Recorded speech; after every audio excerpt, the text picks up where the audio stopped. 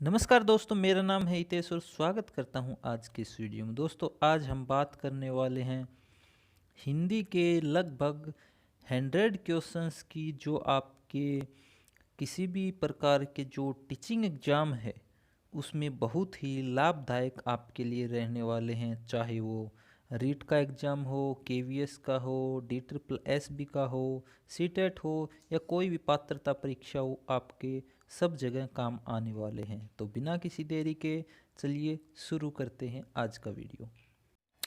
दोस्तों, पहला क्वेश्चन है, हिंदी भाषा में सतत और व्यापक आकलन का उद्देश्य यह जानना है कि ऑप्शन नंबर 1, बच्चे क्या नहीं जानते, बच्चे किस तरह की त्रुटियां करते हैं, बच्चे कैसे सीखते हैं, या फिर बच्चों को अगली कक्षा में प्रमोट किया जाए अथवा नहीं। ये दोस्तों, इसमें प्रिंट में थोड़ा मिस्टेक हो गया है, इसको थोड़ा माफ़ कीजिएगा।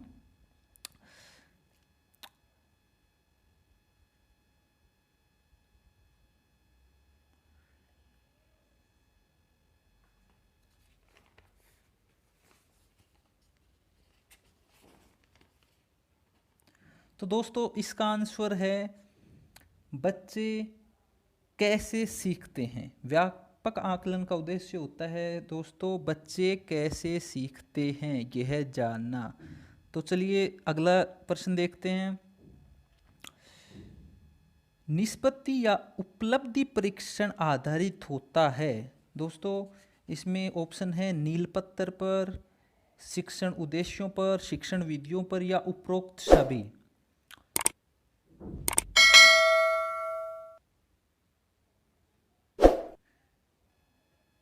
दोस्तों, इसका आंसर है नील पत्र। जो ब्लू पत्र होता है उसके ऊपर निष्पत्तियां उपलब्धि परीक्षण आधारित होता है। चलिए देखते हैं अगला प्रश्न। उपलब्धि परीक्षण निर्माण के सोपान हैं, इनमें से जो हैं इनमें उपलब्धि परीक्षण का सोपान कौन सा है। पहला है परीक्षण की योजना बनाना, दूसरा परीक्षण की तैयारी, तीसरा परीक्षण का प्रशासन या फिर उपयुक्त सभी।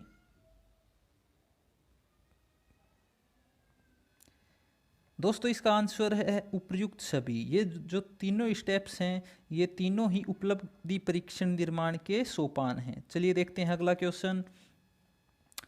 प्राथमिक स्तर पर संवाद शिक्षण की उपयुक्त प्रणाली है नाट्य, आदर्श नाट्य प्रणाली, व्याख्या प्रणाली, कक्षा अभिनय प्रणाली या फिर रंगमंच प्रणाली। दोस्तों, ध्यान रखिएगा प्राथमिक स्तर पर पूछा गया है, तो इसका सही आंसर होगा कक्षा अभिनय प्रणाली, ऑप्शन नंबर 3। चलिए अगले प्रश्न की तरफ बढ़ते हैं। अगला प्रश्न है, सुकरात का शिक्षण आयु है। सुकरात जो थे उनका शिक्षण आयु कैसा था। प्रदर्शन, प्रश्नोत्तर, प्रवचन या फिर व्याख्यान।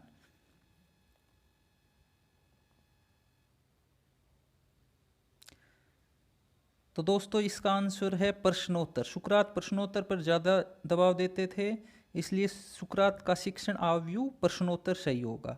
अगले प्रश्न पर चलते हैं। अगला प्रश्न है दोस्तों, किस विधि में शिक्षा देने वाले शिक्षक को एक अच्छा वक्ता होना चाहिए। व्याख्यान विधि में, दृष्टांत विधि में, प्रदर्शन विधि में या फिर प्रयोगशाला विधि में। दोस्तों, पूछा गया कि शिक्षक को अच्छा वक्ता कौन सी विधि के लिए होना चाहिए, मतलब जिसमें बहुत ज़्यादा ज़रूरी है वो ऑप्शन हम चूज करेंगे। इसमें आता है व्याख्यान विधि। जो लेक्चर देते हैं ज़्यादा टीचर, व्याख्या के माध्यम से पढ़ाते हैं, उनके लिए अच्छा वक्ता होना बहुत ज़रूरी है। चलिए अगले प्रश्न पर चलते हैं दोस्तों। पुनर्बलन सिद्धांत पर आधारित शिक्षण विधि है समवाय विधि, हर्बर्टीय विधि, अभिक्रमित अनुदेशन विधि, व्याख्यान विधि। दोस्तों, अपना स्कोर चेक करते रहिएगा, कमेंट सेक्शन में कमेंट करके ज़रूर बताइएगा कि आपके कितने % सही हैं। चलिए इसका आंसर देखते हैं। इसका आंसर है अभिक्रमित अनुदेशन विधि। अगले प्रश्न की तरफ बढ़ते हैं। प्रश्न नंबर 8, प्रयोजना विधि का आधारभूत सिद्धांत है उद्देश्य, क्रियाशीलता, रोचकता या फिर उपरोक्त सभी। तो दोस्तों इसका आंसर है उपरोक्त सभी। जो प्रयोजना विधि का सिद्धांत है वो उद्देश्य भी होता है, क्रियाशीलता भी होता है और रोचकता भी होता है। चलिए अगले प्रश्न को देखते हैं। शिक्षण में सहायक सामग्री का प्रयोग व्यवहार के किस किस पक्ष को अधिक प्रेरित करता है? बौद्धिक पक्ष को, भावात्मक पक्ष, क्रियात्मक पक्ष या फिर नैतिक पक्ष को?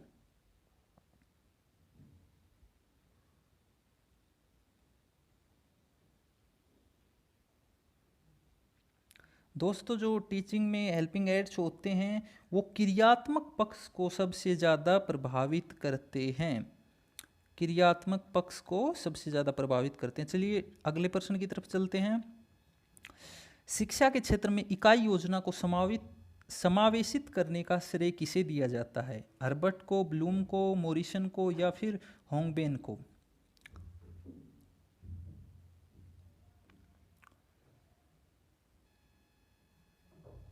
और दोस्तों शिक्षा के क्षेत्र में इकाई योजना को समावित करने का श्रेय हर्बर्ट को दिया जाता है। Option number 1।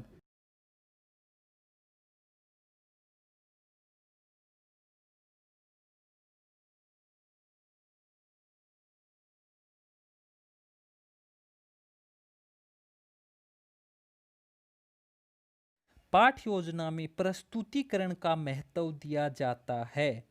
जो पाठ्य योजना होती है उसमें प्रस्तुतिकरण का महत्व इनमें से कौन सी पाठ्य योजना में बताया गया है? तो ऑप्शन है हर्बर्टीय पाठ्य योजना में, मूल्यांकन पाठ्य योजना में, या फिर इन दोनों में, या फिर इन में से किसी में भी नहीं।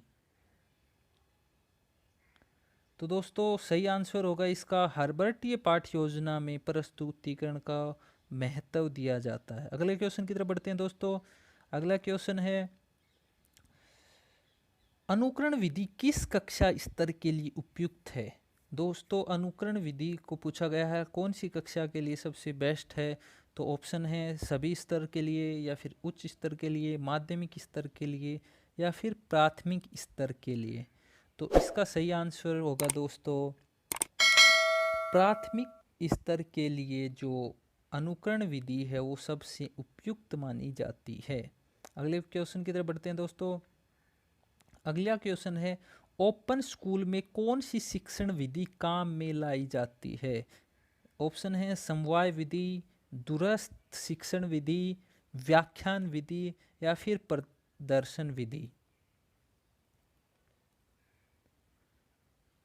तो इसका सही ऑप्शन है दोस्तों दूरस्थ शिक्षण विधि। जो ओपन स्कूल होती है उसमें दूरस्थ शिक्षण विधि का सबसे ज़्यादा प्रयोग किया जाता है। अगला क्वेश्चन की तरफ बढ़ते हैं दोस्तों। अगला क्वेश्चन है कौन सी शिक्षण विधि खर्चीली है? ऑप्शन है प्रदर्शन विधि, अभिकर्मित अनुदेशन विधि, भाषा यंत्र विधि, या फिर उपयुक्त सभी?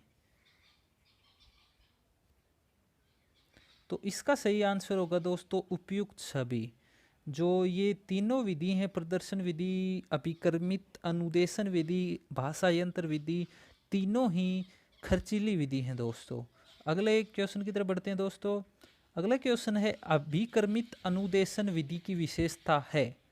ऑप्शन है छोटे छोटे पदों का सिद्धांत है, तत्पर अनुक्रिया का सिद्धांत, तत्काल पुष्टि का सिद्धांत, या फिर उपयुक्त सभी?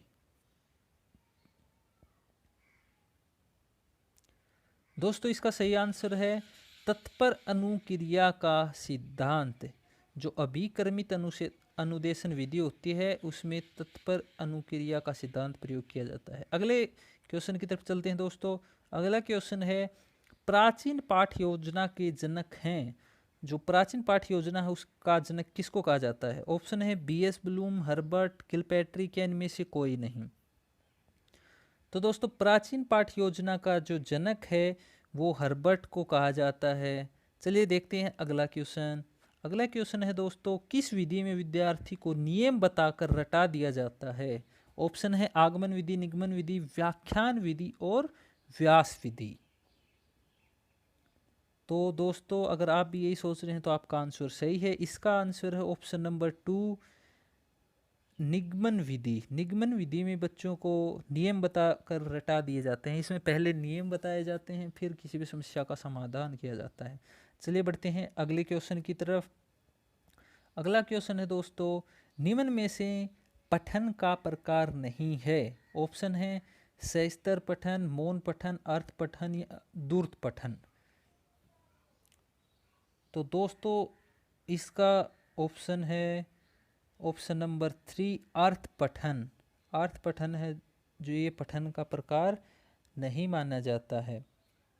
अगला क्वेश्चन देखते हैं दोस्तों, गद्य शिक्षण हेतु उपयुक्त है।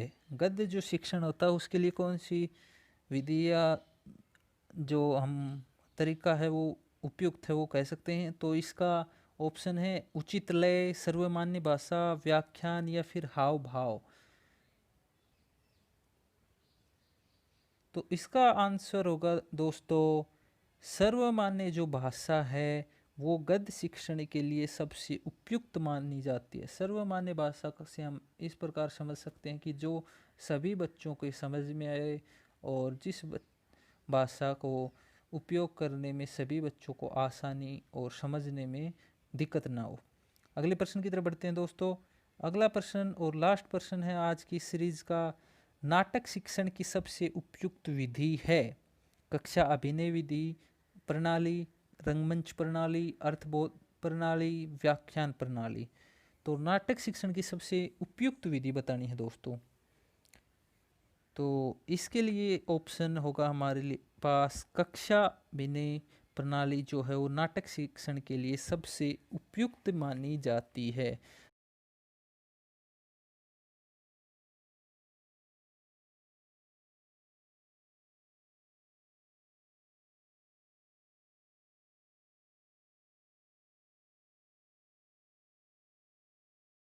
बोलना कौशल में सर्वाधिक महत्वपूर्ण है।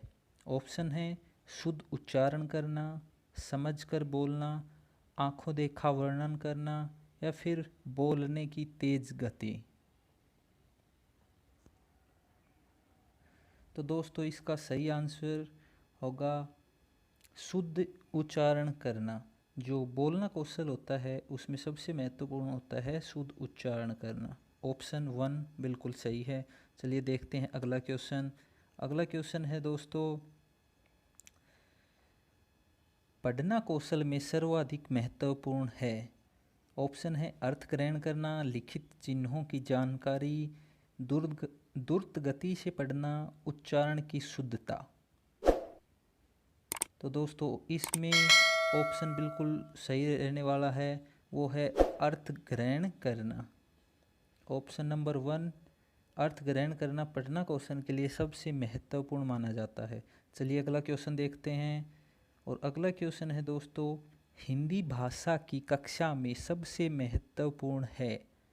ऑप्शन है पाठ्यपुस्तक, परीक्षाएं, पाठ्यचर्या, सहगामी क्रियाएं, भाषाई क्षमता का विकास। तो दोस्तों इसका आंसर होगा भाषाई क्षमता का विकास। हिंदी भाषा की कक्षा में सबसे महत्वपूर्ण है भाषा के ऊपर पकड़ होना। तो इसका आंसर होगा भाषाई क्षमता का विकास। चलिए दोस्तों अगला क्वेश्चन देखते हैं। अगला क्वेश्चन है दोस्तों, भाषा की पाठ्य पुस्तक ऐसी हो जिसमें ऑप्शन है कविताएं हो, कहानियां हो, अभ्यास हो, जीवन व भाषा के विविध रंग हों। तो दोस्तों इसका आंसर भी होगा 4 नंबर पॉइंट, जीवन व भाषा के विविध रंग हों। भाषा की पाठ्य पुस्तक ऐसी होनी चाहिए जिसमें जीवन व भाषा से जुड़े विविध प्रकार के रंग हों। अगला क्वेश्चन देखते हैं दोस्तों। अगला क्वेश्चन है भाषा का प्राथमिक रूप है।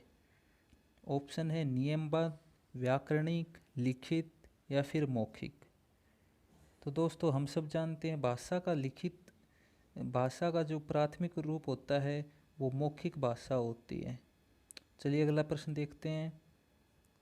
अगला क्वेश्चन है दोस्तों, उच्च प्राथमिक स्तर पर भाषा शिक्षण में व्याकरण शिक्षण की सर्वाधिक उपयुक्त विधि है। ऑप्शन है निगमन विधि, आगमन विधि, सूत्र विधि, पुस्तक विधि। तो इसका सही आंसर होगा दोस्तों आगमन विधि उच्च प्राथमिक स्तर के लिए में भाषा शिक्षण में व्याकरण शिक्षण की, जो उच्च प्राथमिक स्तर होता है वहाँ व्याकरण शिक्षण के लिए आगमन विधि सबसे महत्वपूर्ण मानी जाती है। चलिए दोस्तों अगला क्वेश्चन देखते हैं। अगला क्वेश्चन है प्रोजेक्ट प्रणाली में सबसे पहले भाषा शिक्षण किसके द्वारा होता है? ऑप्शन है वार्तालाप, चित्र विधि, श्यामपट, श्रुतिलेख। तो दोस्तों इसका सही आंसर होगा वार्तालाप। वार्तालाप के द्वारा सबसे पहले जो प्रोजेक्ट प्रणाली होती है इसमें सबसे पहले भाषा शिक्षण वार्तालाप के द्वारा होता है। चलिए दोस्तों अगला क्वेश्चन देखते हैं। अगला क्वेश्चन है दोस्तों पाठ्य पुस्तक में दिए गए चित्र, ऑप्शन है पाठ्य पुस्तक की शोभा बढ़ाते हैं, अनावश्यक जगह घेरते हैं, या फिर संकल्पना का स्पष्टीकरण करते हैं, या फिर परंपरा का निर्वाह करते हैं। तो दोस्तों इसका सही आंसर होगा संकल्पना का स्पष्टीकरण करते हैं। ऑप्शन नंबर 3 इसका सही आंसर होगा। चलिए अगला क्वेश्चन देखते हैं दोस्तों। अगला क्वेश्चन है बालक की प्रथम पाठशाला है, ऑप्शन है प्राथमिक विद्यालय, शिशु शिक्षा केंद्र, परिवार, आंगनबाड़ी केंद्र। तो दोस्तों ये तो उम्मीद करता हूँ सबको पता होगा। इसका आंसर है ऑप्शन नंबर 3 परिवार। परिवार बच्चे की प्राथमिक पाठशाला होती है। चलिए अगला क्वेश्चन देखते हैं दोस्तों। अगला क्वेश्चन है प्राथमिक स्तर पर भाषा सीखने के अवसर हैं, ऑप्शन है परिवार, मित्र, खेल, या फिर उपयुक्त सभी। तो बिल्कुल आप भी यही सोच रहे होंगे दोस्तों, इसका ऑप्शन है उपयुक्त सभी, यानी परिवार, मित्र, खेल, इन सभी से प्राथमिक स्तर पर बच्चा भाषा सीखता है।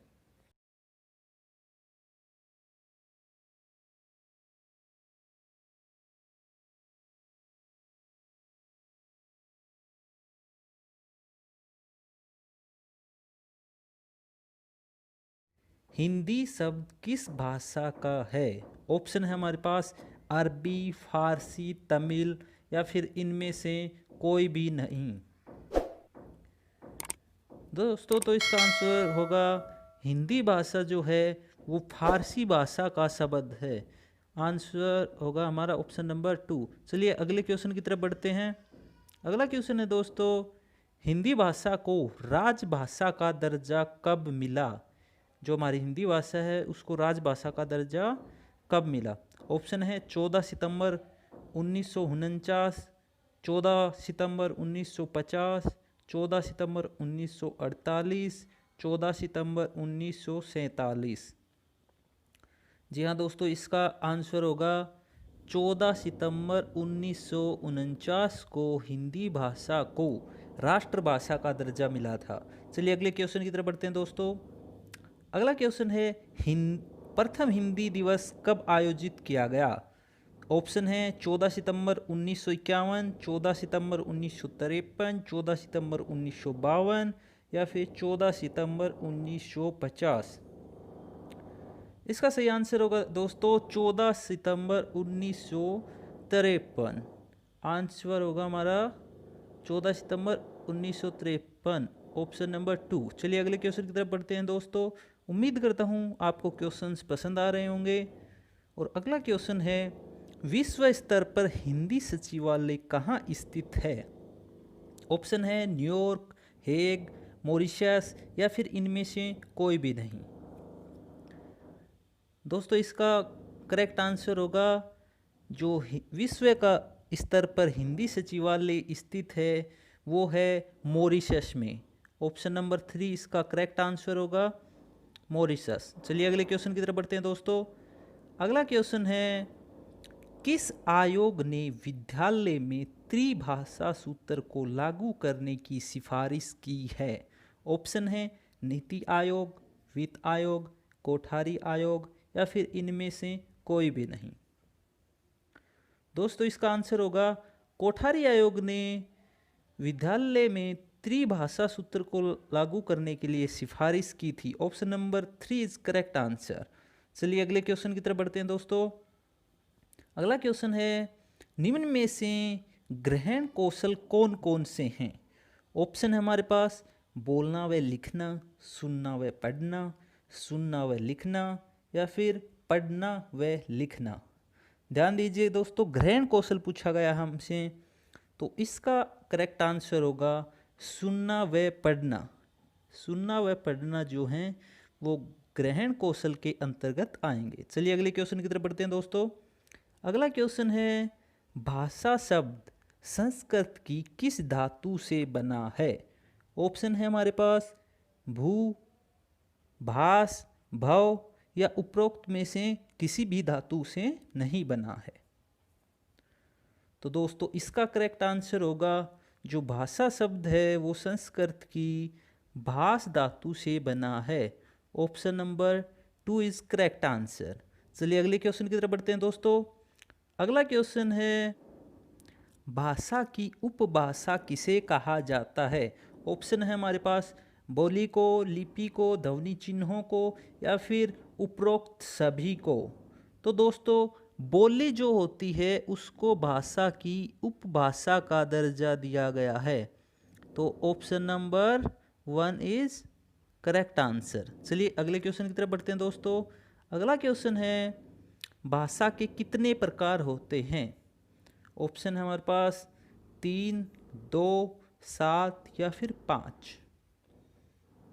इसका करेक्ट आंसर होगा दोस्तों भाषा के 2 प्रकार होते हैं। Option number 2 is correct answer. चलिए आज का लास्ट और नेक्स्ट क्वेश्चन देखते हैं। अगला क्वेश्चन है दोस्तों भारतीय संविधान में हिंदी भाषा का वर्णन कौन से अनुच्छेद में किया गया है? ऑप्शन है हमारे पास 343, अनुच्छेद नंबर 343 ख, 343 क या फिर इनमें से कोई भी नहीं। तो दोस्तों भारतीय संविधान की जो अनुच्छेद है 343 क, उसमें हिंदी भाषा का वर्णन किया गया है। Option number 3 is correct answer. अनुच्छेद 343 क।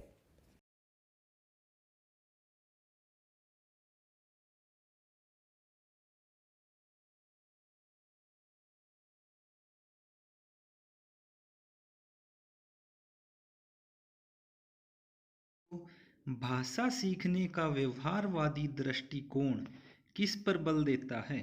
ऑप्शन है रचनात्मक, भाषा प्रयोग, अभिव्यक्ति या फिर अनुकरण। तो दोस्तों जो भाषा सीखने का व्यवहारवादी दृष्टिकोण है वो बल देता है अनुकरण पर। तो ऑप्शन नंबर 4 यहाँ पे करेक्ट आंसर होगा। अगले क्वेश्चन की तरफ बढ़ते हैं दोस्तों। अगला क्वेश्चन है बच्चों की मौखिक अभिव्यक्ति का विकास करने के लिए सबसे कम प्रभावशाली तरीका है? ऑप्शन है हमारे पास व्याकरण पर आधारित संरचना का विकास करना, अपने अनुभवों का वर्णन करना, बात बातचीत करना या फिर संवाद अदायगी करना। मतलब संवाद करना, बातचीत करना एक ही बात है। तो दोस्तों इसका करेक्ट आंसर होगा इनमें से हम देखते हैं अनुभवों का वर्णन करना, बातचीत करना या फिर संवाद करना। इन सभी से मौखिक अभिव्यक्ति का विकास होता है। तो जो सबसे कम प्रभावशाली तरीका होगा वो होगा व्याकरण पर आधारित संरचना का विकास करना। तो यहाँ पे ऑप्शन नंबर 1 करेक्ट आंसर होगा। चलिए अगले क्वेश्चन की तरफ बढ़ते हैं। अगला क्वेश्चन है दोस्तों भाषा शिक्षण में पाठ्य पुस्तक के अतिरिक्त कौन सा साधन सबसे कम प्रभावशाली है? ऑप्शन है प्रश्नों के उत्तर लिखना, संवाद अदायगी, परिचर्चा करना, घटना वर्णन करना। तो दोस्तों इस प्रश्न में भी यही पूछा गया है कि भाषा के जो शिक्षण में पाठ्य पुस्तक के अतिरिक्त सबसे कौन सा प्रभावशाली जो है वो कम है इनमें से जो दिए गए हैं। तो हमारे पास जो ऑप्शन है इनमें से जो है प्रश्नों के उत्तर लिखना, प्रश्नों के उत्तर लिखना ऑप्शन नंबर 1 है, ये सबसे कम प्रभावशाली है। क्योंकि परिचर्चा करना, घटना का वर्णन करना और संवाद अदायगी, इन सब में जो भाषा है उसका विकास ज़्यादा होता है। और सबसे कम जो है प्रश्नों के उत्तर लिखना, या ऑप्शन करेक्ट आ रहा है, तो जो ऑप्शन होगा वो होगा ऑप्शन नंबर 1, सबसे कम प्रभावशाली होगा प्रश्नों के उत्तर लिखना। अगले क्वेश्चन की तरफ बढ़ते हैं दोस्तों। अगला क्वेश्चन है, पाठ्य पुस्तक में दिए गए अभ्यास प्रश्न कैसे होने चाहिए। ऑप्शन है हमारे पास, जिनके उत्तर निश्चित हों, जो अनुमान और कल्पना पर आधारित हों, जो बहुविकल्पीय हों, या फिर जो व्याकरण पर आधारित हों। तो दोस्तों इसका आंसर होगा ऑप्शन नंबर 2, जो अनुमान और कल्पना पर आधारित हों।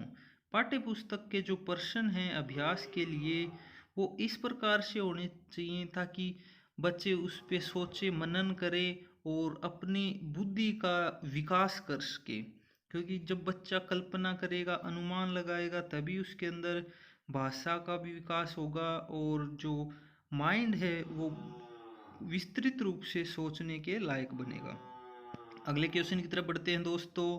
अगला क्वेश्चन है, प्राथमिक स्तर पर बच्चों के लिए बाल साहित्य के चयन का मुख्य आधार क्या होना चाहिए। ऑप्शन है रोचक विषय वस्तु, रंगीन चित्र, सरल जानकारी, या फिर छोटी रचनाएं।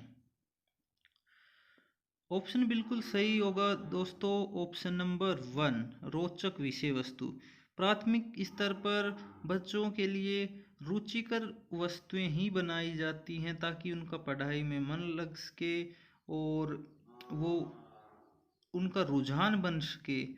इसलिए रोचक विषय वस्तु का होना बहुत ज़रूरी है। अगले उसमें चलते हैं दोस्तों, प्रश्न की तरफ बढ़ते हैं। अगला प्रश्न है, प्रार्थना सभा में समाचार कथन से किस योग्यता का विकास होता है। ऑप्शन है अर्थ ग्रहण की, बोलने की, सुनने की, या फिर अभिव्यक्ति की। तो दोस्तों जब प्रार्थना सभा में समाचार कथन बोले जाते हैं, समाचार पढ़े जाते हैं, तो उससे जो है बच्चों में बोलने की क्षमता का, योग्यता का विकास होता है। अगले क्वेश्चन की तरफ बढ़ते हैं दोस्तों। अगला क्वेश्चन है, भाषा की पाठ्य पुस्तक का निर्माण करते समय सबसे कम महत्वपूर्ण बिंदु है। दोस्तों ध्यान दीजिएगा, सबसे कम पूछा गया है। ऑप्शन हमारे पास, अभ्यासों में वैविध्य, यानी अभ्यासों जो अभ्यास क्वेश्चन होते हैं या पाठ होते हैं उनमें विभिन्नताएं, पाठों की संख्या, विषय वस्तु में वैविध्य, या फिर भाषा की विभिन्न छटाएं। तो दोस्तों यहाँ की जो सबसे कम पूछा गया है, तो सबसे जो कम महत्वपूर्ण लग रहा है वो है पाठों की संख्या। अगले क्वेश्चन की तरफ बढ़ते हैं दोस्तों। अगला क्वेश्चन है, शिक्षा के क्षेत्र में बहुमाध्यम उपागम सहायक है। ऑप्शन हमारे पास, कक्षा वातावरण में परिवर्तन के लिए, शिक्षकों के प्रशिक्षण में, या फिर अधिगम वर्दी में, या फिर उपयुक्त सभी में। दोस्तों इसका करेक्ट आंसर होगा ऑप्शन नंबर 4, उपयुक्त सभी में। क्योंकि जो शिक्षा के क्षेत्र में बहुमाध्यम अप्रोच जो होती है वो शिक्षकों के प्रशिक्षण में भी सहायक होती है, अधिगम यानी लर्निंग में भी सहायक होती है, और जो कक्षा का वातावरण होता है उसमें परिवर्तन लाने के लिए भी सहायक होती है। चलिए अगले क्वेश्चन की तरफ बढ़ते हैं दोस्तों। अगला क्वेश्चन है, भाषा की पाठ्य पुस्तक में ऐसे पाठ रखे जाएं जो, ऑप्शन हमारे पास, व्याकरण का ज्ञान कराएं, या फिर अत्यंत छोटे हों, सरल भाषा से युक्त हों, या फिर बच्चों के परिवेश से जुड़े हों। तो दोस्तों इसका करेक्ट आंसर होगा ऑप्शन नंबर 4, बच्चों के परिवेश से जुड़े हों। क्योंकि भाषा की पाठ्य पुस्तक जो होती है उसमें ऐसे ही जो अभ्यास होते हैं, पाठ होते हैं, ऐसे ही रखने चाहिए जो बच्चों से रिलेटेड हों, ताकि बच्चे उनको आसानी से समझ सकें। अगर बच्चों के परिवेश से, समाज से जुड़े हुए पाठ होंगे तो बच्चों को समझने में आसानी होगी और भाषा का भी विकास जल्दी होगा। चलिए अगले क्वेश्चन की तरफ बढ़ते हैं दोस्तों। अगला क्वेश्चन है, पठन कौशल से अभिप्राय है कि वाक्यों को पढ़ना, पढ़कर समझना, लिपि चिन्हों की पहचान या फिर शब्दों की पहचान। तो दोस्तों पठन कौशल का सीधा सा अर्थ होता है किसी भी लिखित चीज को पढ़कर उसका अर्थ ग्रहण करना। तो ऑप्शन नंबर 2 इसका करेक्ट आंसर होगा।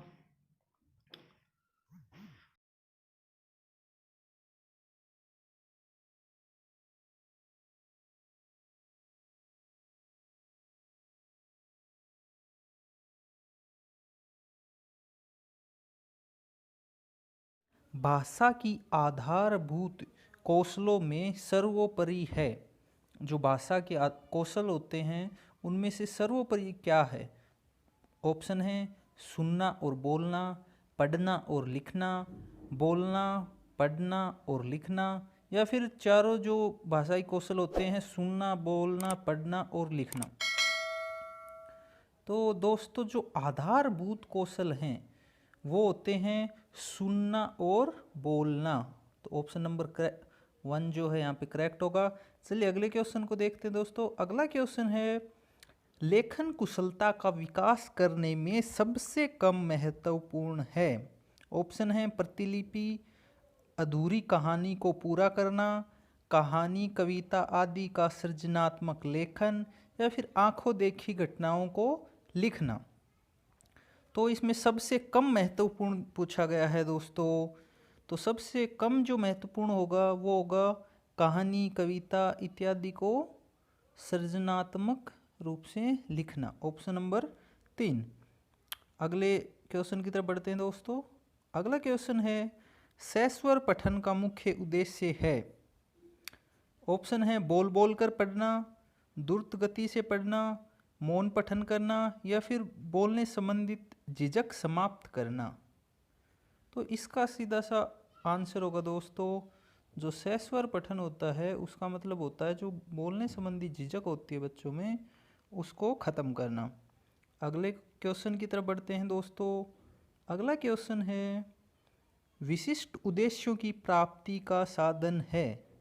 ऑप्शन है पाठ्यक्रम, प्रस्तावना, मूल्यांकन, या फिर परीक्षा।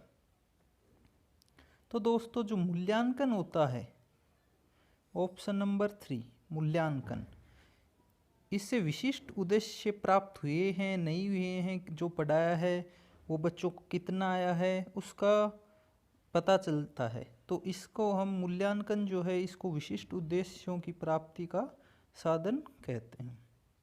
अगला क्वेश्चन देखते हैं दोस्तों। अगला क्वेश्चन है, कौन सा कार्य पहले कराना उचित है। ऑप्शन है वर्णमाला पढ़ना, वर्णमाला लिखना, सुनना, या फिर बोलना। तो दोस्तों इसका जो आंसर होगा वो होगा सबसे पहले जो बच्चा है वो सुनना सीखता है, ऑप्शन नंबर 3। उसके बाद बोलना, फिर पढ़ना लिखना, ये तो काफ़ी बाद की बात होती है। तो इसका सबसे पहले जो कार्य करना उचित होता है वो है सुनना, ऑप्शन नंबर 3। अगला क्वेश्चन देखते हैं। अगला क्वेश्चन है, निदानात्मक परीक्षण के बाद ज़रूरत पड़ती है। ऑप्शन है उपचारात्मक शिक्षण की, व्यापक एवं सतत मूल्यांकन की, क्रियात्मक अनुसंधान की, या फिर मनोविश्लेषणात्मक शिक्षण की। तो दोस्तों जब निदानात्मक परीक्षण होता है, टेस्टिंग हो जाती है, हमें पता चल जाता है कि बच्चे को किस एरिया में क्या दिक्कत है, किस सब्जेक्ट में, किस टॉपिक में है, तो उसके बाद उसकी उपचारात्मक शिक्षण की ज़रूरत पड़ती है उसको। तो ऑप्शन नंबर 1 करेक्ट आंसर होगा। अगला क्वेश्चन देखते हैं दोस्तों। अगला क्वेश्चन है, श्रव्य दृश्य सामग्री का प्रयोग किस शिक्षण सूत्र पर आधारित है। ऑप्शन है स्थूल से सूक्ष्म, मूर्त से, सॉरी दोस्तों ये मूर्ख से मूर्ख लिखा गया, ये आएगा मूर्त से अमूर्त, कॉन्क्रीट टू एब्स्ट्रैक्ट, ये गलती से लिखा गया, यह आएगा मूर्त से अमूर्त यानी कॉन्क्रीट से एब्स्ट्रैक्ट। ऑप्शन नंबर 3 है ज्ञात से अज्ञात, और या फिर ये तीनों उपयुक्त सभी। तो इसका जो ऑप्शन नंबर आएगा वो होगा 3 करेक्ट आंसर। क्योंकि जो दृश्य श्रव्य सामग्री होती है, ऑडियो विजुअल जो एड्स होते हैं, उनके द्वारा सूक्ष्म से जो स्थूल से सूक्ष्म हो गया, नॉन टू अननोन हो गया, या फिर कॉन्क्रीट टू एब्स्ट्रैक्ट हो गया, सभी को समझने में सहायता मिलती है। चलिए अगले क्वेश्चन की तरफ बढ़ते हैं दोस्तों। अगला क्वेश्चन है उच्चारण सुधारने का कार्य किन कक्षाओं में कराना चाहिए। ऑप्शन है प्रारंभिक, माध्यमिक, उच्च माध्यमिक या उच्चतर कक्षाओं में। तो इसका सीधा सा ऑप्शन होगा दोस्तों प्रारंभिक कक्षाओं में जो है उच्चारण सुधार का कार्य किया जाना चाहिए। अगला क्वेश्चन देखते हैं दोस्तों। अगला क्वेश्चन है नैदानिक तथा उपचारात्मक शिक्षा की प्रक्रिया कब तक चलती रहनी चाहिए। ऑप्शन है जब तक छात्र चाहे, जब तक अध्यापक चाहे, या फिर जब कभी समय मिले तब तक, या फिर जब तक छात्र का पिछड़ापन दूर नहीं हो। तो दोस्तों जो नैदानिक या उपचारात्मक शिक्षण होते हैं, रेमेडियल टीचिंग होती है, वो हम जब तक कराते हैं जब तक बच्चे की जो कमी है वो दूर ना हो जाए। तो ऑप्शन नंबर 4 जो हो करेक्ट आंसर होगा। अगले क्वेश्चन की तरफ बढ़ते हैं दोस्तों। अगला क्वेश्चन है हिंदी भाषा शिक्षण में नैदानिक जांच किन किन भाषा कौशलों में छात्रों की गलतियों की पहचान हेतु की जाती है। ऑप्शन है सुनना, बोलना एवं लिखना, पढ़ना या फिर उपयुक्त सभी। तो जो नैदानिक जांच होती है दोस्तों वो सभी कौशलों की होती है, जिसमें सुनना, बोलना, लिखना, पढ़ना सभी आ जाते हैं। तो ऑप्शन नंबर 4 जो है करेक्ट आंसर होगा।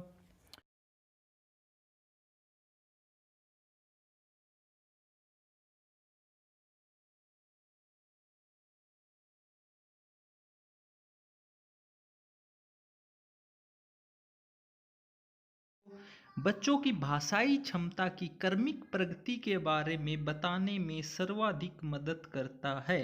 ऑप्शन है पोर्टफोलियो, लिखित परीक्षा, अवलोकन या फिर जांच सूची।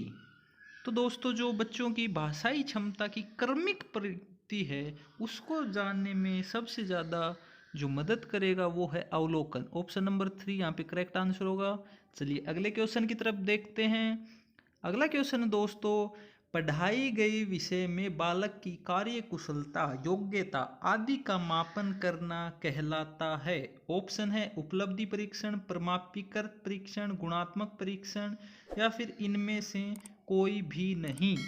तो जो पढ़ाया गया है उसमें उस बच्चे की कार्य कुशलता, योग्यता का मापन करना कहलाता है दोस्तों उपलब्धि परीक्षण। तो ऑप्शन नंबर 1 यहाँ पे करेक्ट आंसर होने वाला है। अगले क्वेश्चन की तरफ बढ़ते हैं दोस्तों। अगला क्वेश्चन है छात्रवृत्तियों, पुरस्कारों आदि का वितरण किसके आधार पर होता है। ऑप्शन है शिक्षण उद्देश्यों के आधार पर, अधिक अंक प्राप्त करने के आधार पर, उपलब्धि परीक्षण के आधार पर या फिर इनमें से कोई भी नहीं। तो दोस्तों जो छात्रवृत्तियां और पुरस्कार आदि दिए जाते हैं वो उपलब्धि परीक्षण के आधार पर दिए जाते हैं। तो ऑप्शन नंबर 3 यहाँ पे करेक्ट आंसर होगा। अगले क्वेश्चन की तरफ बढ़ते हैं दोस्तों। अगला क्वेश्चन है उपलब्धि परीक्षण का महत्व है। ऑप्शन है अधिक हेतु प्रेरित एवं निर्देशित करना, अर्थात जितना बच्चा स्कोर कर रहा है, जितना सीखा उससे अधिक सीखने के लिए प्रेरित करना। दूसरा ऑप्शन है निर्देशकों या अध्यापक में लक्ष्यों की समझ लाना। तीसरा है शिक्षण विधि के चयन में सहायता देना। लास्ट ऑप्शन है उपरोक्त सभी। तो दोस्तों इसका ऑप्शन नंबर जो 4 है उपरोक्त सभी, ये ऑप्शन करेक्ट होगा, क्योंकि जो उपलब्धि परीक्षण है उसका महत्व स्टूडेंट्स के लिए, टीचर्स के लिए, सभी के लिए है। अगला क्वेश्चन देखते हैं दोस्तों।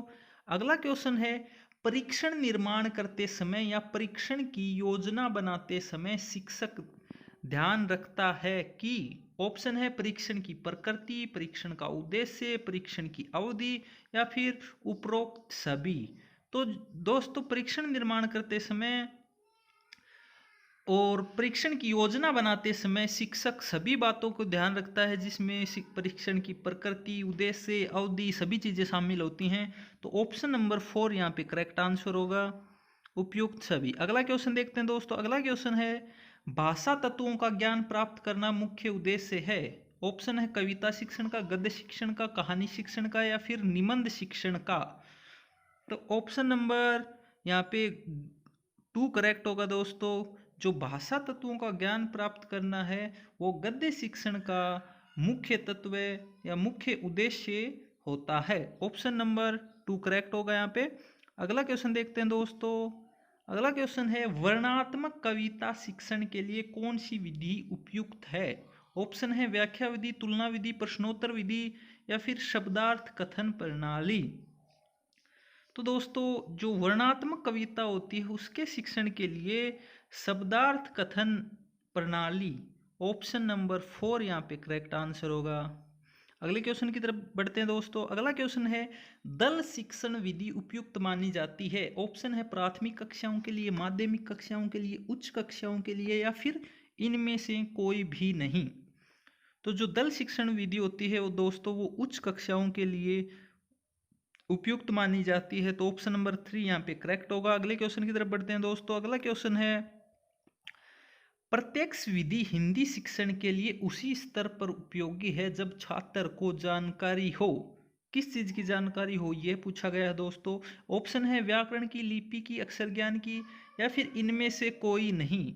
तो जो प्रत्यक्ष विधि होती है दोस्तों उसके लिए छात्र को व्याकरण की नॉलेज होना बहुत जरूरी है। तो ऑप्शन नंबर 1 करेक्ट आंसर। अगले क्वेश्चन की तरफ बढ़ते हैं दोस्तों। अगला क्वेश्चन है, इकाई शिक्षण का उद्देश्य है। ऑप्शन है अपव्यय व अवरोध को रोकना, शिक्षण को उद्देश्यनिष्ठ बनाना, या फिर छात्रों को अपनी गति से सीखने के अवसर देना, या फिर उपरोक्त सभी। तो जो इकाई शिक्षण होता है दोस्तों वो अपव्यय और अवरोध को भी रोकता है, जो शिक्षण है उसको उद्देश्यनिष्ठ भी बनाता है, और छात्रों को अपनी गति से सीखने के अवसर भी प्रदान करता है। तो ऑप्शन नंबर 4 यहाँ पे जो है वो करेक्ट आंसर होगा।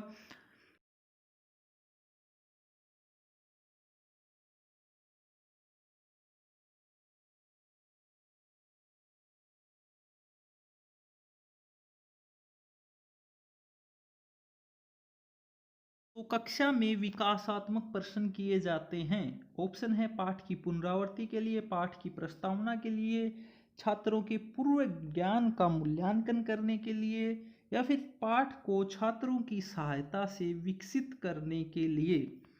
तो दोस्तों जो कक्षा में विकासात्मक प्रश्न किए जाते हैं वो पाठ को छात्रों की सहायता से विकसित करने के लिए किए जाते हैं। जो ऑप्शन नंबर 4 है वो यहाँ पे करेक्ट आंसर होगा। आपने देखा होगा कि जो पाठ पढ़ाते टाइम जो शिक्षक होता है वो क्वेश्चन करता है बीच बीच में, ताकि जो पाठ होता है उससे जो विद्यार्थी हैं वो अपने जीवन को जोड़ सके, अपने अनुभवों को जोड़ सके और अपने अनुसार उसको समझ सके। अगला क्वेश्चन देखते हैं दोस्तों। अगला क्वेश्चन है, पाठ योजना में प्रस्तावना प्रश्न किए जाते हैं। ऑप्शन है छात्रों में जागरूकता जगाने के लिए, पाठ का पूर्व ज्ञान से संबंध जोड़ने के लिए, छात्रों की उपलब्धि का स्तर जानने के लिए, या फिर पाठ के संबंध में नई जानकारी देने के लिए। तो जो पाठ्य योजना की प्रस्तावना प्रश्न किए जाते हैं दोस्तों वो इसलिए किए जाते हैं ताकि जो बच्चों में पूर्व ज्ञान होता है उसका टॉपिक से रिलेशन बिल्ड किया जा सके, उससे संबंध जोड़ा जा सके। तो यहाँ पे जो ऑप्शन है पाठ का पूर्व ज्ञान से संबंध जोड़ने के लिए करेक्ट आंसर होगा। ऑप्शन नंबर 2 यहाँ पे करेक्ट आंसर होगा। अगले क्वेश्चन की तरफ बढ़ते हैं दोस्तों। अगला क्वेश्चन है, प्राचीन काल में गुरु अपने शिष्यों को किस विधि से शिक्षा देते थे। ऑप्शन है आगमन विधि, व्याख्यान विधि, खोज विधि, या फिर प्रयोगशाला विधि। तो जो पुराना टाइम था उसमें जो गुरु होते थे दोस्तों वो सिर्फ प्रवचन देते थे, यानी व्याख्यान विधि के द्वारा सिखाया जाता था। तो ऑप्शन नंबर 2 यहाँ पे करेक्ट आंसर होगा। अगले क्वेश्चन की तरफ बढ़ते हैं दोस्तों। अगला क्वेश्चन है, प्राचीन स्तर पर कविता शिक्षण की उपयुक्त प्रणाली कौन सी है। ऑप्शन है व्याख्या प्रणाली, तुलना प्रणाली, गीत और अभिनय प्रणाली, या फिर व्यास प्रणाली। तो यहाँ पे ऑप्शन नंबर 3 करेक्ट होगा दोस्तों। गीत और अभिनय प्रणाली कविता शिक्षण की प्राचीन स्तर पर उपयुक्त प्रणाली मानी गई है। अगला क्वेश्चन देख, निम्नलिखित में से कौन सी कहानी शिक्षण का उद्देश्य नहीं है? ऑप्शन है मनोरंजन, कल्पना शक्ति का विकास, चरित्र निर्माण, समय का सदुपयोग।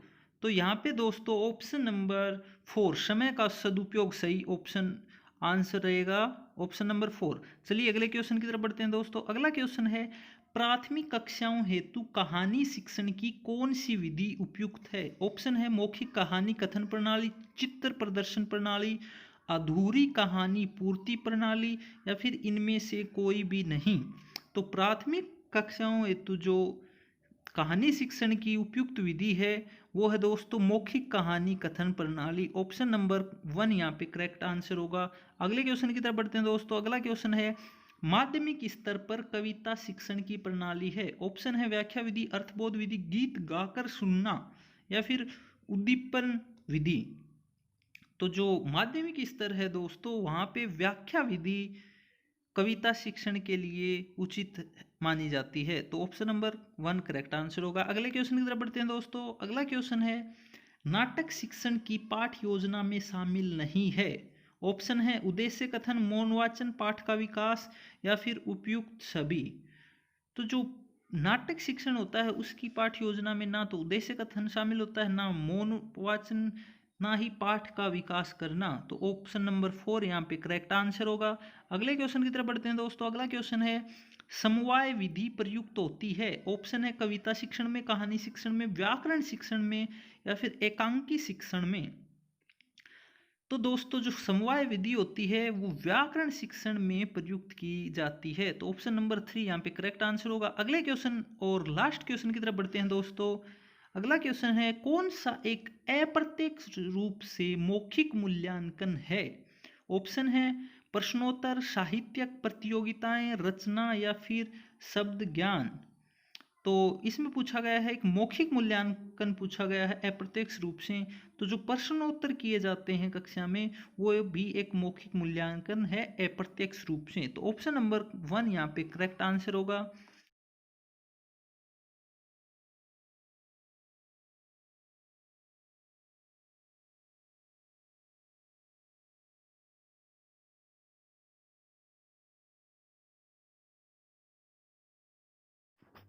नमस्कार दोस्तों, मेरा नाम है हितेश और स्वागत करता हूं आज की इस वीडियो में, जहां हम बात करने वाले हैं Hindi test series part number 9 की। तो बिना किसी देरी के चलिए शुरू करते हैं। पहला क्वेश्चन है दोस्तों, पठन का पहला स्तर है। ऑप्शन है शब्द पठन, चित्र पठन, वर्ण पठन, या फिर शाब्दिक पठन। तो दोस्तों जो पठन का पहला स्तर माना गया है वो है वर्ण पठन। ऑप्शन नंबर 3 यहाँ पे करेक्ट आंसर होगा, वर्ण पठन। अगला क्वेश्चन देखते हैं दोस्तों। अगला क्वेश्चन है, पठन कौशल के लिए सबसे अच्छी विधि है। ऑप्शन है ध्वनि साम्य विधि, कहानी विधि, मिश्रित विधि, देखो कहो विधि। तो जो पठन कौशल है उसके लिए सबसे अच्छी विधि मानी गई है वो कहानी विधि मानी गई है। ऑप्शन नंबर 2 यहाँ पे करेक्ट आंसर होगा दोस्तों। अगले क्वेश्चन की तरफ बढ़ते हैं दोस्तों। अगला क्वेश्चन है, विद्यार्थी के सम्मुख शिक्षक की भूमिका होती है। ऑप्शन है दार्शनिक की, मित्र की, निर्देशक की, या उपयुक्त सभी की। तो जो शिक्षक होता है वो विद्यार्थी के लिए दार्शनिक भी होता है, मित्र भी होता है, और निर्देशक भी होता है। तो ऑप्शन नंबर 4 यहाँ पे करेक्ट आंसर होने वाला है दोस्तों। अगले क्वेश्चन की तरफ बढ़ते हैं दोस्तों। अगला क्वेश्चन है, एक शिक्षक को जानकारी होनी चाहिए। ऑप्शन है विद्यार्थी की, पाठ्य वस्तु की, शिक्षण प्रक्रिया की, या फिर उपयुक्त सभी की। तो दोस्तों शिक्षक को विद्यार्थियों के बारे में पता होना चाहिए, पाठ्य वस्तु के बारे में पता होना चाहिए, और कौन सी टेक्निक के द्वारा शिक्षण कराया जाए वो भी पता होना चाहिए। तो ऑप्शन नंबर 4 यहाँ पे करेक्ट आंसर होगा। अगले क्वेश्चन की तरफ बढ़ते हैं दोस्तों। अगला क्वेश्चन है, हिंदी शिक्षण का विशेष सह संबंध होता है। ऑप्शन है विज्ञान विषयों से, सामाजिक विषयों से, गणित विषयों से, या फिर कृषि विषयों से। तो जो हिंदी होती है उसका सह संबंध होता है जो सामाजिक विषय होते हैं जिनमें थ्योरी ज़्यादा होती है। तो इसका ऑप्शन होगा सामाजिक विषयों से। ऑप्शन नंबर 2 करेक्ट आंसर होगा। अगले क्वेश्चन की तरफ बढ़ते हैं दोस्तों। अगला क्वेश्चन है, क्या पाठ्य पुस्तक की संपूर्ण पाठ्यक्रम को परिभाषित करती है? ऑप्शन है नहीं, हाँ, अनिश्चित, या फिर कहा नहीं जा सकता। दोस्तों इसमें पूछा गया है जो पाठ्य पुस्तक होती हैं वो संपूर्ण करिकुलम, जो पूरा करिकुलम होता है, पाठ्यक्रम होता है, उसको परिभाषित करती हैं क्या? तो इसका सीधा सा आंसर होगा दोस्तों नहीं। जो पाठ्य पुस्तक है सिर्फ वो पाठ्यक्रम को निर्धारित नहीं कर सकती या परिभाषित नहीं कर सकती। ऑप्शन नंबर 1 करेक्ट आंसर होगा। अगले क्वेश्चन की तरफ बढ़ते हैं दोस्तों। अगला क्वेश्चन है श्रुति लेख बोलते समय ध्यान रखना चाहिए। ऑप्शन है शुद्ध व स्पष्ट आवाज में वाचन करना, बोलने की गति तेज नहीं हो, वाक्यांश बीच में नहीं दोहराया जाए, या फिर उपयुक्त सभी।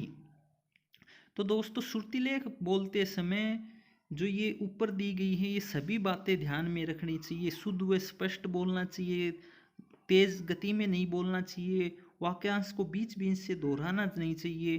तो इसका ऑप्शन नंबर 4 करेक्ट आंसर होगा। अगले क्वेश्चन की तरफ बढ़ते हैं दोस्तों। अगला क्वेश्चन है खेल खेल में भाषा की आरंभिक शिक्षा दी जाती है। ऑप्शन है ये दोस्तों, इसका थोड़ा करेक्शन है, ये ध्वनि साम्य है, ध्वनि साम्य विधि में, साहचर्य विधि में, यंत्र विधि में, सामूहिक पाठ विधि में। तो दोस्तों जो खेल खेल में भाषा की आरंभिक शिक्षा दी जाती है वो साहचर्य विधि में दी जाती है। ऑप्शन नंबर 2 यहाँ पे करेक्ट आंसर होगा। अगले क्वेश्चन की तरफ बढ़ते हैं दोस्तों। अगला क्वेश्चन है शब्द व्याख्या की प्रमुख विधि कौन सी है? ऑप्शन है स्पष्टीकरण, प्रवचन, उद्बोधन, या फिर उपरोक्त सभी।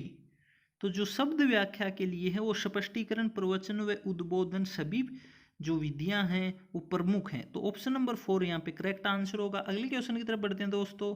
अगला क्वेश्चन है निम्नलिखित में से प्रोजेक्ट पद्धति किस नियम पर आधारित है? ऑप्शन है अभ्यास का नियम, प्रभाव का नियम, तत्परता का नियम, या फिर उपरोक्त सभी। दोस्तों जो प्रोजेक्ट पद्धति होती है वो अभ्यास, प्रभाव व तत्परता तीनों नियमों पर आधारित होती है। तो ऑप्शन नंबर 3 यहाँ पे करेक्ट आंसर होने वाला है, उपयुक्त सभी। आज की वीडियो में दोस्तों सिर्फ इतना ही। अगली वीडियो तक दोस्तों मुस्कुराते रहिए, हंसते रहिए, क्योंकि आज की भागदौड़ भरी जिंदगी में खुशियाँ मायने रखती हैं। अगली वीडियो तक दोस्तों टेक केयर, बाय बाय, जय हिंद।